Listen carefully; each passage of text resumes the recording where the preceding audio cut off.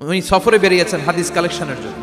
প্রচন্ড শীতের রাত, উনি মাগরিবের নামাজ এশারের নামাজ পড়ে একটা মসজিদে শুয়ে পড়লেন, আর শুয়ে শুয়ে হাদিস পড়তেছেন, আর মনে মনে ভাবলেন রাতটা মসজিদে কাটায় দিই, ফজরের নামাজ পড়ে আবার বেরোবো। কিন্তু দারোয়ান এসে বলে মসজিদে থাকতে পারবেন না, ওঠেন। আহমদ ইবনে হাম্বল বললেন, আমি শুধু রাতটা থাকতে চাই, আমি তো ফজরেরও মুসল্লি, ফজর নামাজ পড়বো তো এই মসজিদে, আমার থাকতে দাও। দারোয়ান তো দেয় না, কেন? মসজিদে থাকার জায়গা না, জান মিয়া। উনি যে আহমদ ইবনে হাম্বল এটা চিনে নাই, কাঁথা গুছিয়ে মসজিদ থেকে বেরোয় গেলেন। কি আর করবেন? প্রতিমধ্যে দেখলেন বাজার একজন খাব্বাজ যুবক রুটি বিক্রেতা, সে যে সালাম দিল, আসসালামু আলাইকুম। যুবক বলে, ওয়ালাইকুম আসসালাম। আহমদ ইবনে হাম্বল বলে, যুবক, আমার যাওয়ার জায়গা নেই, সফরে বেরিয়েছি, খুব শীতে কষ্ট পাচ্ছি, রাতে যদি তোমার এই চুলা থেকে একটু আগুন পোহাই, কোনো সমস্যা? যুবক বলে, না না, সমস্যা না, আহলান ওয়া সাহলান, খোশ আমদেদ, আসেন আসেন। আল্লাহ শুকরিয়া করে উনি বসলেন আর আগুন পোহাচ্ছেন। আর খেয়াল করলেন, যুবক রুটি বানায় আর পরে আস্তাগফিরুল্লাহ, রুটির দলা বানায় পরে আস্তাগফিরুল্লাহ, খামির বানায় আর পরে আস্তাগফিরুল্লাহ। দোকানদারের কাছে কেউ আসলেই সে রুটি দেয় আর পরে আস্তাগফিরুল্লাহ, খালি এইটাই পড়তেছে। ইমাম আহমদ ইবনে হাম্বল তো অবাক, কিরে এটা আবার কেমন যুবক, খালি আস্তাগফিরুল্লাহ। উনি প্রশ্ন করলেন, যুবক ঘটনা কি? আসার পর থেকেই তোমার দেখতেছি তুমি রুটি বানাও, রুটি বিক্রি করো আর পড়ো আস্তাগফিরুল্লাহ।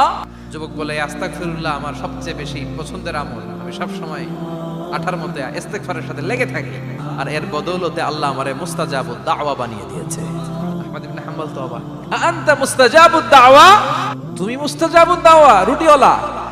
আমি এত বছর হাদিস পড়াই, আমিও তো মুস্তাজাবুদ দাওয়া না, আর তুমি রুটি বেচো বাজারে, তুমি মুস্তাজাবুদ দাওয়া, তুমি দোয়া করলে সব কবুল হয়ে যায়।